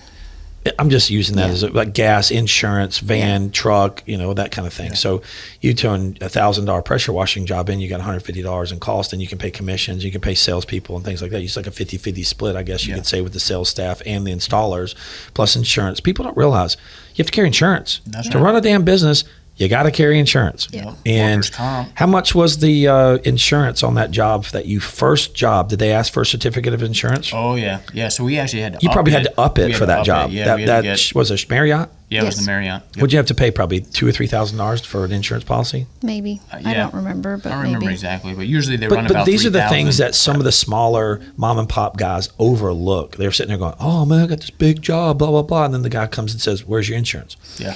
Yeah, and we had to be in the state pool at that time because we were so new and we had roofing exposure. Yeah, that So we was had a to be in the nightmare. state pool. So it was 50% Yeah. for any time we spent on a roof. And you guys it have took workman's time comp? to. Yeah, I mean, And that's what shit's- we're talking That about, shit's yeah. so damn expensive. It is. it's a good thing we have it though. We had a guy fall off a ladder doing lights this year. Yep. That was a whole It's thing. very, very important to have stuff. Right. So what we did, just food for thought, is we compartmentalize Sunstoppers into multiple sections of LLCs, and we have separate workman's comp policies for different vans. So every van has a different policy and a different LLC. So we go to our big commercial jobs, we send out our big fancy crew that's basically all one company that does all of our workman's comp stuff. That's awesome. And then all of our residential stuff, it's kind of like, we're still doing like small mom and pop residential houses. Like we're not on ladders, and we're not just, you're walking in the front door of somebody's house and tinting a window standing on a 3-foot ladder. So we have those little vans. So we use to separate, because our company is huge. And if we had workman's comp on everything, it's all we'd almost go out of business, to be honest with you. We couldn't afford it. Several years ago, I fought with a workers' comp company, and I finagled a way so that I can submit all of my payroll based on workers' comp codes. So if I have a technician that maybe spent 30 minutes on a roof, then I run their payroll, 30 minutes of the payroll in that code, and then I'll run the rest in 9014 with their feet on the ground. Yeah. So that as long as my payroll is submitted that way in real time, they use that data when they go and do my audit. So I don't have to put their full salary Audrey, into... did you hear this? Can you repeat that again? This is incredible news. Anybody who runs a business, please listen to this right now. Yeah. I worked out a thing where I can submit my payroll based on the workers' comp code that the employee was functioning at that time. So most of my lead techs run in 3 separate codes, and I submit their payroll, their hours based on the code. So if they spent all their time on the ground washing, but they went up on a roof for 30 minutes, I submit 30 minutes of their time in the 5551 code and the rest in 9014. So I'm paying 4% with their feet on the ground and 30% with their feet on the roof. But as long as I submit it in real time, then they use that data when they do my audit, and I don't get charged extra, because we would be paying a lot of money in workers' comp. Otherwise, we got a $22,000 bill once. I'm just saying that's incredible. If anyone's listening to this podcast that runs a business, if you need more information on this, Shielagh runs Precision Pro Wash. She charges $250 an hour for business consulting, and half of it goes to her charity to help other businesses. So if you're interested in getting some knowledge, you can reach out to me first. I will screen you, and then I will reach out to her and see if she's available. I have fought with so many insurance companies over the years and had to redo my own audits because they send me these $10,000, $22,000 bills. I was like, if I pay you this, I'm going out of business. So we need to figure something out. Right. And I developed a system and a spreadsheet so that I can make it easy when I do payroll. It splits it all up, and the insurance company. Pat, you were right. Sheilagh's pretty smart. I told you, dude. I love it. So. Yeah, these people, they come in, man, they don't do their work, and then we sit them down in front of our 50 hours of training. I'm like, oh, you want to see our training process? Sit here right here. You want to watch it? It's 50 hours. You're talking about the auditor? Yeah. Oh. And we're like, he's like, no, I trust you, right? But then when they do the paperwork, she looks at the paperwork and we review it, and it's like, no, they didn't do the work. They just put the numbers in, but I think small business owners, they think that these people are doing their job right to protect you, but they're not. Like, you got to look at that stuff. You got to look at them as like an employee of your company, and you got to vet them, and then you got to be a boss like Shielagh, and then, do the stuff the right way, put it back in and say, no, this is the way it is supposed to be. Yeah. I've redone several audits, and they always approve them at the end. Oh, that's good. Really good. That's super important. Yeah. What's next for you? You're doing Sales Boost. What is Sales Boost, Pat? Yeah, so Sales Boost, again, I've been doing it, for 17 years, just in-home sales, and it's real practical things. I think it's an event that nobody does like we do it, because I put myself on the line. I go out and do quotes in the field. We've done it now for 6 years, and it's been getting better every year. We're bringing in some key speakers this year, which is going to be amazing, but we teach sales, right? Like, not pushy sales, not how to close the deal, like do this. No, it's my system, if you will, that I've kind of fostered over the years of how it works, like how you show up, my 19 points to a sale, just things that I've listened to the customer, as we do, right? We always listen to the customers and my teammates, right? My salespeople, I've hired hundreds of salespeople now, and we've just put that in, and I started Sales Boost for the licensing program. where all our locations can come in once a year and get some sales training, new tips, new, what's going on this year, what did we learn last year, how do we win this year, and they come and train their new territory managers too. Yeah, and to train their new we call them territory managers because we do give them a protected territory. We call them TSMs, territory sales managers. So it's their own business, right? I always tell people, my team, as we're turning into coaches, we're like, I'm not here to babysit you. I'm here to help you win, right? We want to train you and what are your what's your why, what's your goals, and then, coach you on those. And so that's what Sales Boost is just sales training for their teams that they can come and. When was the first one? When did you do the first one? 6 years ago. 6 This will years be the ago. 6th one, and we did it in our shop, and we had like 15 people there. Yep.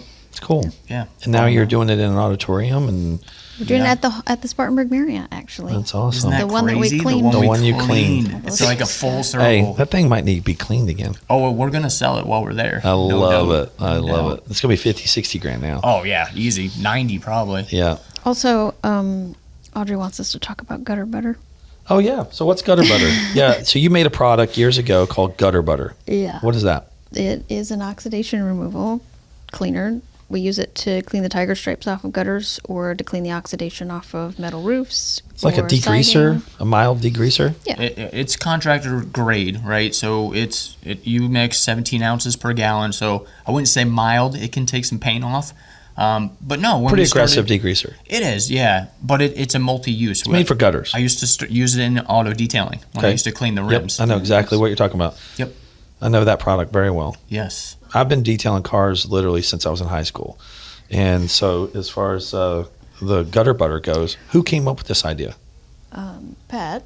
Well, we were using it, and people started asking Pat for recommendations on what cleaners to use, and so they wanted this product, so he started selling it, but he set it up so that we could teach our kids about business. Okay.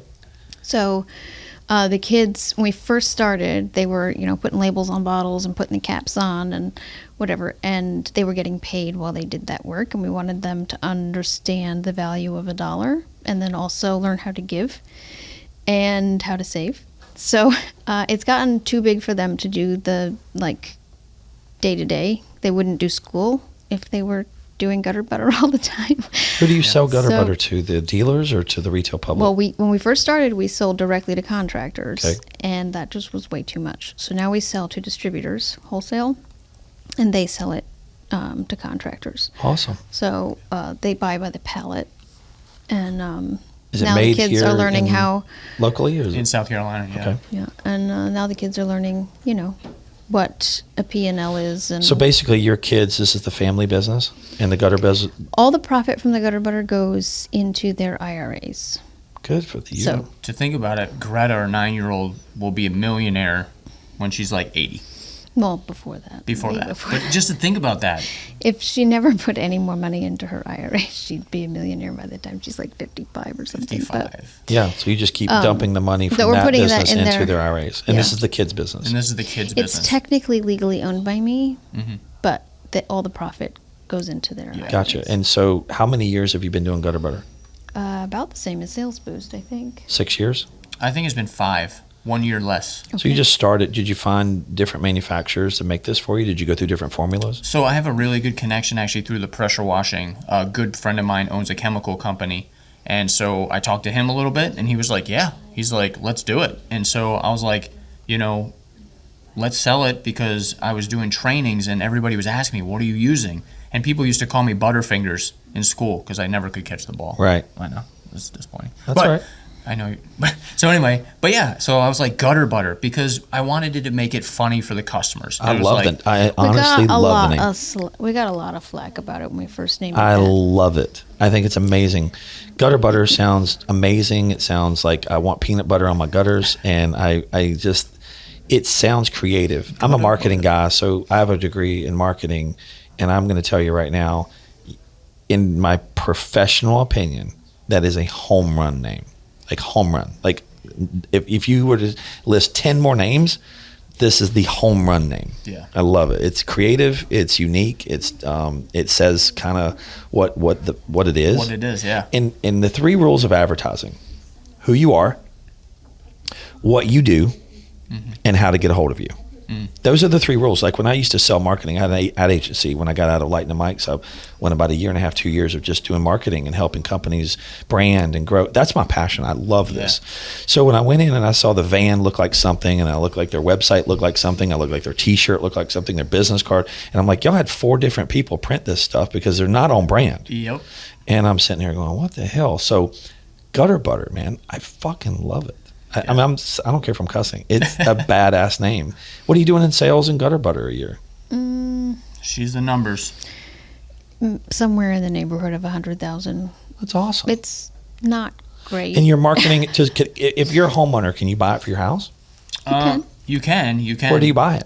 From your website? No, right now it's only listed for sale at certain Through the distributors right pressure now. washing supply We stores. need to put some fuel on this thing, man. So we're working on that actually. So obviously we have our hands in a couple different things, and so Gutter Butter really doesn't take a lot of our time. It's streamlined. Right. Logan is actually very interested in learning how to grow it himself right now, and so how old's Logan? He's 15. He'll Okay. be 16 in May, Okay. and so I really want to encourage him to do that. And Kinda I don't that- really want to take the reins. Like I want them to learn. That's the point. Yep. So And you're so- teaching the entrepreneur spirit to your kids and say, hey, this is what you can do. This is how much money you can make. And But they got to do it. We're not going to do them for it, right? Right. Like the name kind of over time has kind of grown and is doing really well, and we have a lot of distributors. But Logan, I mean, I want to go to freaking Home Depot and buy some Gutter Butter, man. I Yeah, know. we've talked about that. We talked about Sherwin-Williams. That'd be a and good one. Sherwin-Williams would be a good one. Yep. We've Does actually it come in a spray bottle, 5-gallon can? I mean, how's it come? right now it comes in a 1 gallon A 1 jug gallon or jug. a or 5 gallon or pail. 55 gallon. We have The real contractors money's buying. the sprayers, bro. Just Yeah. Yeah, already mixed. Yep. Yeah, for And we're working on that. homeowners. We actually have a guy that we talked to through making an aerosol can because he knows how to do it and turning it. Well, into- the thing is, okay, here's the thing. If I want to do a gutter and I've got foam cannon, like I wash cars now, we detail cars, and my son does a lot of the ceramic coating, and we use foam cannons. Yep. Is there a way to put this in the foam Yeah, cannon you and just mix it. Yeah. You just got to know the ratio of what it comes out through the end of the wand, right? So Okay. depending if you have a 3 gallon a minute pressure washer or a 5 Like gallon. personally, my house has tiger stripes on the gutters. I'm not going to lie, it does. And I want to clean them, like personally. And I go, okay, Pat, I need a foam cannon. I wouldn't recommend that you did it that way. Okay. Just because you can't control the dilution as well. Okay. I mean, you could probably iron it out and do testing and figure out exactly how much you need to put in your foam cannon to get the result that you need, but I can't coach somebody through that. The only reason I from- say that is I'm lazy and I don't want to get on a ladder to go get the gutters. So I want to hold like a wand, like a pressure washer wand with like maybe a 6. Well, you got to wipe it. So we Oh, use you do? extension poles. So it's you not spray a it it's on not a there. spray off, spray off. No. Not at this. You got to well, we're- wipe the oxidation off. 'cause Okay. It's stout. And Okay. it depends on how long it's been there. There's a lot of factors. So that's why we call it a contractor blend because you got to mix it a little bit stronger than others. Okay.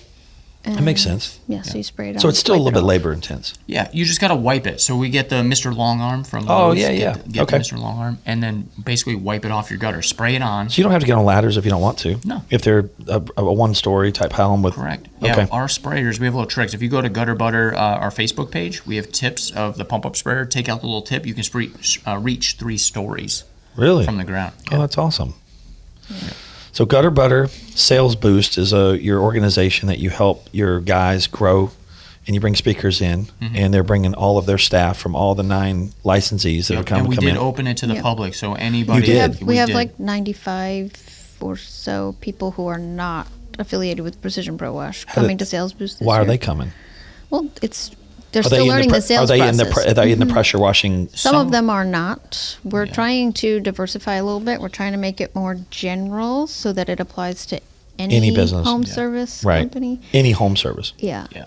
So Yeah. in-home sales, and look, like times have changed, and Google and like Facebook ads, they don't work as well as they did 2-3 years ago. So we teach a lot of the boots on the ground marketing, flyers. We call it Goya, get off your ass marketing. And so we teach you how to go out and crush this year. So a lot of people are wanting to go there to get the little nuggets. The boost. One little thing, get the boost. They and need the crush boost. it. They do it. Look, So the next thing we got to do is we got to talk to an energy company and get you a little 5-hour energies called Get the Boost. get the boost. I I know mean- it. You take one of these every day. It's got your vitamins, got your caffeine, and we got to get the boost. Yep. Actually, I just saw somebody already did that. Somebody has a boost thing. Yeah, somebody's Energy? already done it. Yep, somebody's already done it. I'm like, dang it. If it is, there's something I But haven't done. you're right on track. I mean, it's I love it. We got to get the juice, man. that's right. So that is when it's coming up. Yeah, March 30th, 31st, and April 1st. So 3 days: Thursday, Friday, Saturday. 2 days we're doing residential, and then the third day is all commercial. So we're going to show you how to mine some commercial. What's a sales boost? Is it 2 days?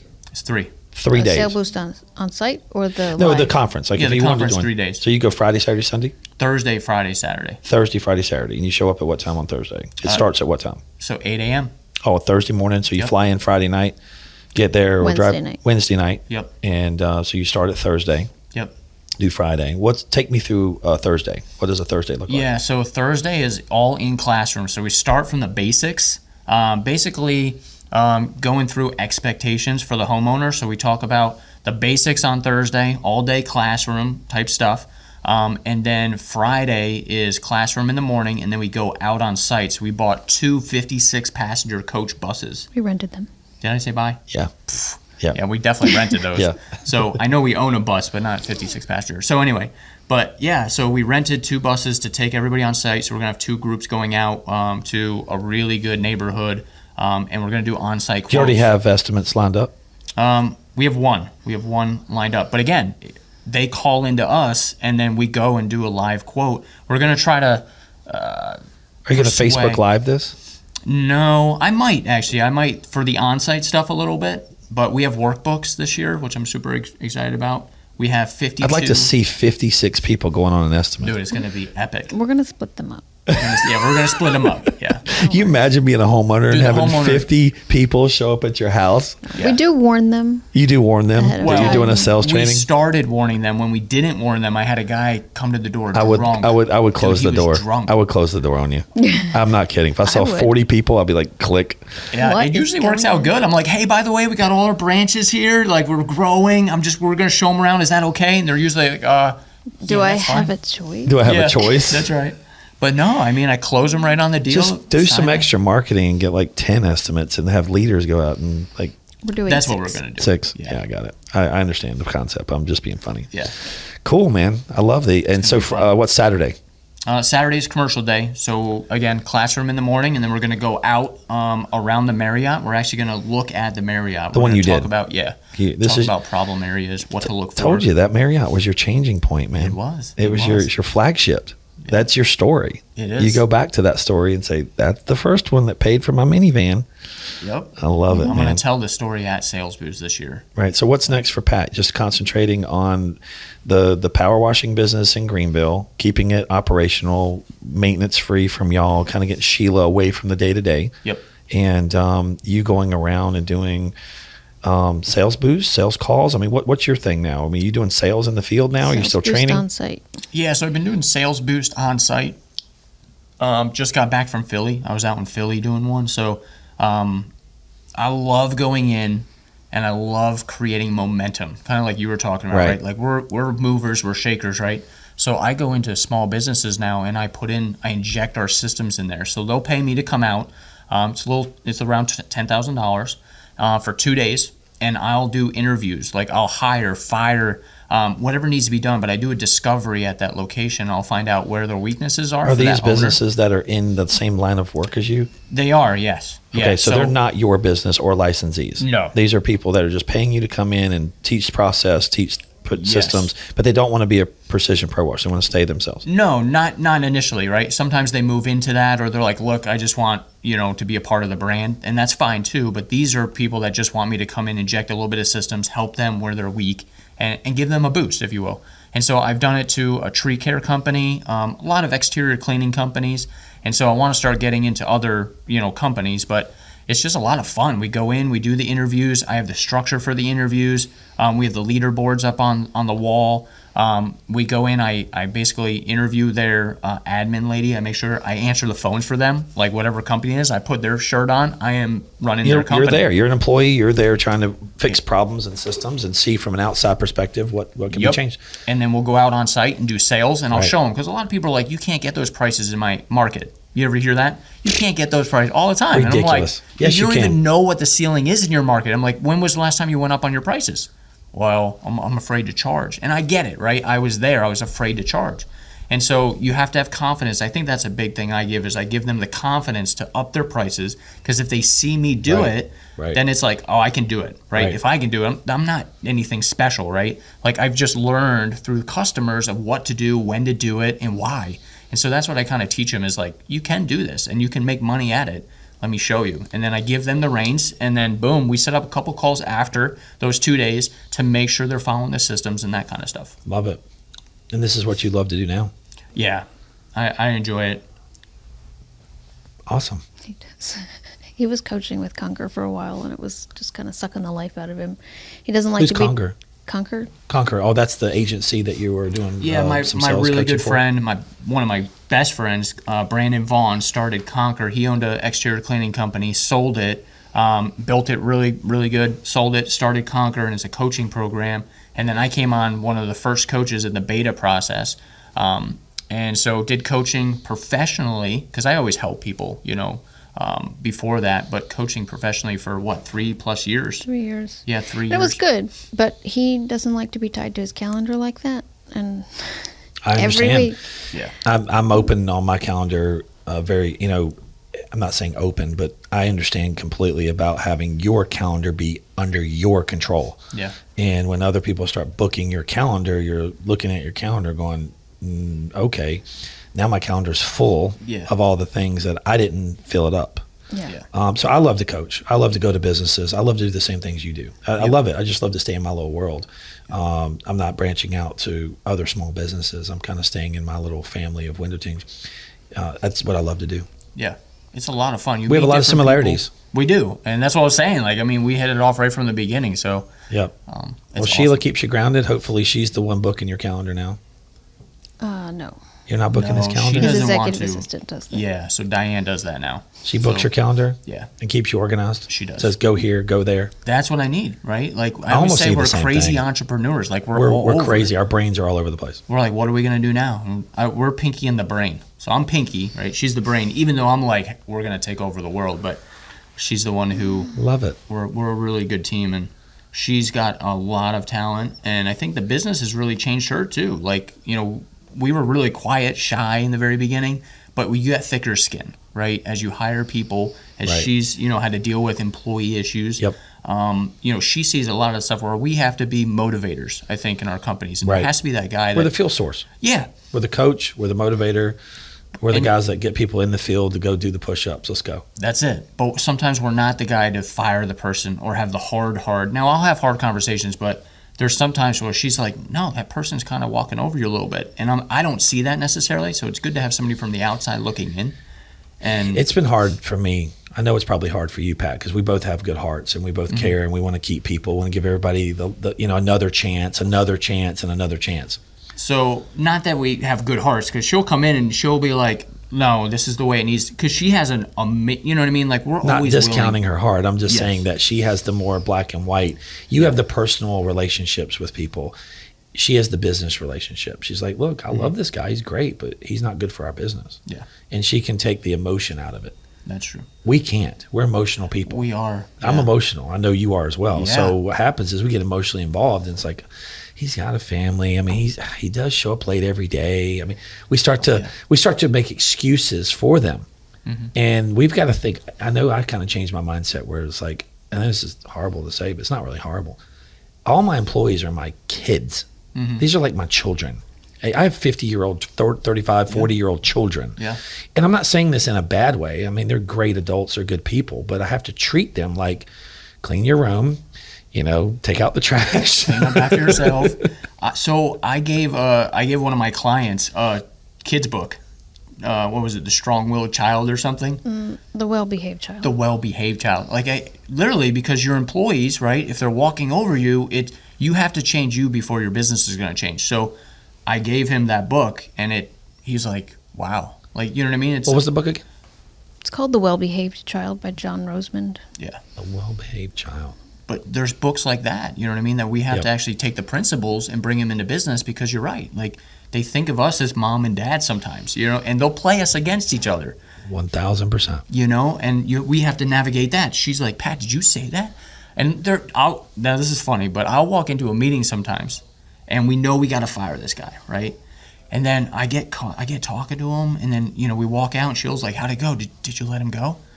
I'm like, "No," and I gave him a raise. Like, they talk me back into the position. I'm like, "What the heck?" Right? But with my own team, though, we have this loving thing, and it's tough. It's like, well, I give you one more chance, but you have to cut the cancer right then and there, or else it's gonna escalate. And we learn now, and you get thicker skin in business, but I always want to see the good in somebody, and I think we do, right? We want to see the good, even though there's a lot of bad, and they're showing us the bad signs. It's like, but there's a small little part that I think it'll work out. But we learned the hard way. You have to fire fast, hire slow, because then you're going to have a team that lasts longer. I agree. Smart. It only comes from experience. It really does. You have to live it, breathe it, sleep it, experience it. Yep. And if you haven't experienced it, people go, "Mike, you've got 30 years of doing this." And I'm like, I learn every day. I'm still learning today. Yeah. I'm still learning how to manage people. There's no rule book, I think, on managing people. Nope. Can I just put on the record that I'm very uncomfortable with the concept of calling my employees my children? Sorry. It's fine. You I can don't say that. like it. It's a concept of analogy where you just say they're that's fine. I'm not. I don't like it. They're not your children. I don't want to. I get it. I feel like they are my children, and I'm sure, Pat, you probably feel like at times you're talking to them like they're your children, like you're babysitting them. Some of them, yes. Yeah. I mean, the ones that are independent, can run their own business and be leaders and things. We're not talking about the same people. Yeah. We're talking about the same old people that you're like, bro, you haven't taken the trash out in 3 days. Like, clean the bathroom. Like, just the same old crap. And you're like, bro, I know you're an employee, but I'm treating you now like my 12-year-old son or 10-year-old kid. Like, come on. Let's, you're getting paid to do something. Yeah. And I think it just comes back to, realistically, it's not their children, it's the expectations. It's like I'm going back to the bus, 10 kids. 1, 2, 3, 4, 5. You have all the kids, right? Your mom set all the expectations. As business owners, we forget when we hire new people, we forget to set that exact expectation of what we expect from them. Yeah. And then we come back too late after they've already got some bad habits and try to reinforce those expectations. Yes. So I'm guilty of it. I'm sure you are as well. Oh, yeah. And that's a lot when I do Sales Boost on site. That's number one, is like everybody needs a job description. So boom, we give you all the job descriptions. This is your way to hold them accountable, because as new entrepreneurs, we don't know how to hold them accountable. Well, if he didn't do it, what do I do? Well, you dock his pay, or you do this, and then you can't do that. I feel forever. like when you start messing with people's pay, they're going to quit. And they will. They'll That's quit right off the gate. So we have systems. Sometimes that's the goal. That's the goal. You mess with the pay and have them quit. Be like, they quit. They didn't fire them. That's right. Cool. This is great information. Sales Boost coming up. If you're ever interested in getting some coaching from Pat, how do they get a hold of you, buddy? Yeah, so they can go to patclark.com, or you can follow me on Facebook. That's where I usually do most of my stuff is Facebook. So just look up Pat Clark on Facebook or Instagram. And it's Precision Pro Wash. Precision Pro Wash and salesboostlive.com. Salesboostlive.com. And they can sign up for that. Awesome, man. It's great information. Thanks for having the time to come and be on the show. It's been very informational. I learned quite a bit, and hopefully you had fun. Oh, had a blast. Sheila, thanks for being on the air. I know it's a little difficult for you to be in a podcast and out here, but you did very well once you got warmed up. Thanks. Anyway, hey, thanks for tuning in to Real Talk with Mike Burke. This is Pat and Sheila, Precision Pro Wash, Sales Boost. This guy's an amazing. You're going to see him on Forbes one day.